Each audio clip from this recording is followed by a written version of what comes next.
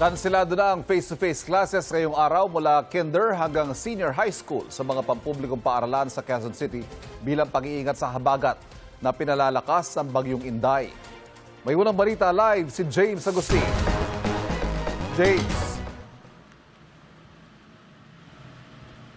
Ivan, good morning. May ilang estudyante nitong Quirino Elementary School dito sa Quezon City na nakapasok na bago pa i-anunsyo yung class suspension ng lokal na pamahalaan kanina. Pasado alas 5 ng umaga na mag-anunsyo ang Quezon City Government na suspendido ang face-to-face classes sa mga pampublikong paaralan dahil sa posibleng epekto ng habagat na pinaigting ng bagyong Inday mula yung kindergarten hanggang grade 12. Kabilang din ang klase sa Child Development Centers at Alternative Learning System. Sa mga pribadong paaralan at higher education institutions, nakabatay sa pamunuan ng eskwela ng suspensyon ng klase. Sa Quirino Elementary School, may mga estudyante na nakapasok na dahil alas 6 ng umaga ang kanilang klase. Kaya bumalik ang mga magulang para sunduin ang kanilang mga anak. Mayroon din namang ihahatid pa lang sana pero umuwi na.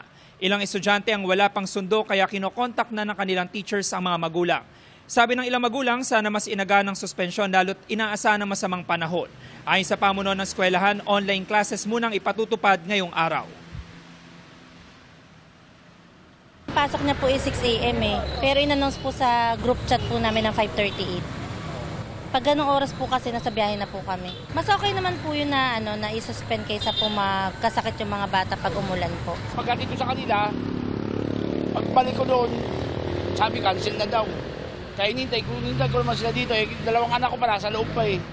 Kagabi pa dapat nag-alaon sa sila para hindi daan yung mga bata. Ang mangyayari doon sa ating mga estudyante na wala pang sundo ay syempre ipapakontak sa ating mga teachers yung mga magulang nila. Mag-online classes sila, sa mga wala ay magbibigay na lang ang mga teachers natin ng mga activity through group chats nila, messenger chat. Yeah.